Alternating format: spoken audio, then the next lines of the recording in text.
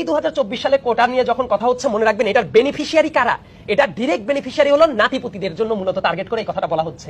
কারণ মুক্তিযুদ্ধ যখন হয় সেই টাইমে আমি যদি ধরি একজন মুক্তিযোদ্ধার ন্যূনতম বয়স 12-15 এইরকম যদি ছিল, তাদের বয়স এখন 70-এর কোটায়। তো তাদের যারা সন্তান তারা কিন্তু অটোমেটিক কোটা পেয়ে গেছে। তো এই মুহূর্তে যাদেরকে আসলে টার্গেট করা হচ্ছে তারা বেসিক্যালি নাতিপুতি। এই ব্যাপারটা কিন্তু অনেকে বুঝতে পারছে না। আর নাতিপুতির ব্যাপারটা কেমন, ধরুন একজন মুক্তিযোদ্ধার যদি 4টা সন্তান থাকে বা 3জন সন্তান থাকে, এই প্রত্যেকের ঘরে আরো 2-3 জন করে সন্তান আছে, মানে একজন মুক্তিযোদ্ধার বিপরীতে তাহলে কোটা হয়ে যাচ্ছে 10 থেকে 15 জনের উপরে। এটা তো অন্যদের ক্ষেত্রে বৈষম্য তৈরি করছে। মানে আমার কথাটা হইলো যে তাদেরকে সম্মানিত করা হোক, তাদের যদি কোনো প্রবলেম থাকে সেটা ইউজ করা হোক, কিন্তু নাতিপুতিদের কোটা দিতে হবে, 30% কোটা রিজার্ভ রাখতে হবে। আমার কাছে মনে হয় এটা ঢালাও ভাবে আসলে আমাদের মহান মুক্তিযোদ্ধাদের প্রতিও একটা অবমাননাকর ব্যাপার। কারণ যারা দেশ স্বাধীন করেছিল, অবদান রেখেছিল, যারা অস্ত্র হাতে তুলে নিয়েছিল, তারা কি এই কোটা পাবে তাদের নাতিপুতি? এই উদ্দেশ্যে দেশকে স্বাধীন করেছিল। অনেক বড় বড় রুই কাতলা টাইপ লোক পাবেন যারা মুক্তিযোদ্ধার সার্টিফিকেট নেওয়ার জন্য আবেদন করেছে, দেখা গেছে না তারা আসলে কোনো অবস্থাতেই যোগ্য না, ভুয়া মুক্তিযোদ্ধা নাই।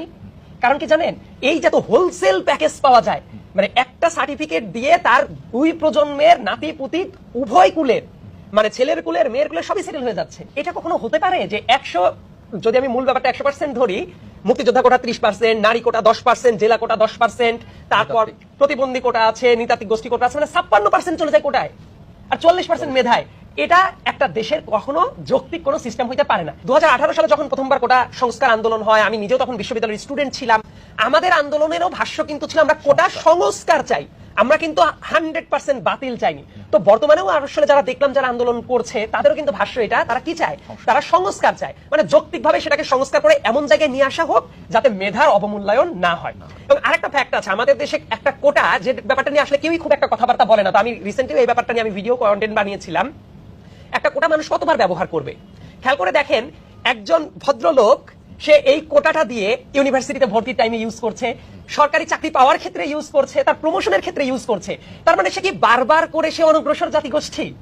এই কোটাটার ইউজ যদি হতেও হয় তাহলে ওই যে ফার্স্ট জেনারেশন জন্য সেটা কিভাবে ইউজ হতে পারতো, যে একটা কোটা মানুষ একবারই ব্যবহার করতে পারবে। ধরুন মিস্টার এক্স, সে যদি তার বিশ্ববিদ্যালয়ে ভর্তির টাইমে কোটাটা ইউজ করতো, সে আর এই কোটাটা চাকরির ক্ষেত্রে ব্যবহার করতে পারবে না, প্রমোশনের ক্ষেত্রে ব্যবহার করতে পারবে না, এমনকি তার পরিবারের অন্য কেউ ব্যবহার করতে পারবে না। কিন্তু এই কোটাটা তো মানে একের পর এক একই কোটা মাল্টিপল টাইমস ব্যবহার করা হচ্ছে।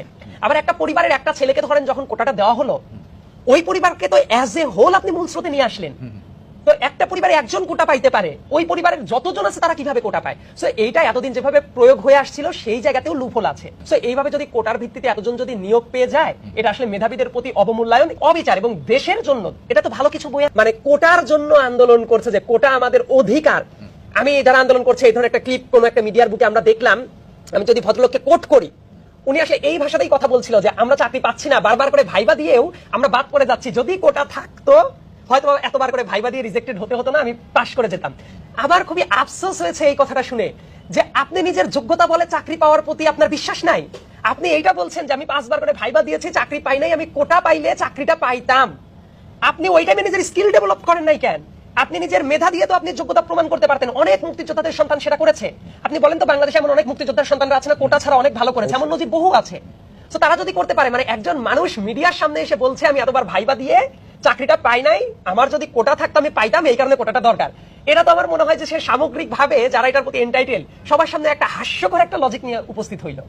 তবে অন্যরা যে জায়গায় কেউ কেউ বলার চেষ্টা করে যে 100% মেধার ভিত্তিতে নিয়োগ হওয়া দরকার, এই জায়গায় আমার সামান্য একটা রিজার্ভেশন আছে। সেই রিজার্ভেশনটা হলো বর্তমান প্রেক্ষাপট যেটা আছে, এই প্রেক্ষাপট বিবেচনা করে সর্বোচ্চ 5% কোটা সেটা থাকতে পারে, কিন্তু সেই কোটাটা হওয়া উচিত কাদের জন্য? অবশ্যই যে প্রতিবন্ধী কেউ আছে কিংবা পাহাড়ি যারা আছে, মানে ক্ষুদ্র নৃগোষ্ঠী যারা আছে তাদের জন্য। এর বাইরে অন্য কারোর জন্য আসলে কোনো টাইপ কোনো কোটা থাকা উচিত না। তো আমার ক্যাপাসিটিতে যেটা আসে যে সর্বোচ্চ এই দুইটা বিশেষ ক্ষেত্রে 5% কোটা থাকতে পারে, কিন্তু অন্য কোনো ক্ষেত্রেই, কোনো সরকারি চাকরির ক্ষেত্রেই কোনো কোটা থাকা উচিত।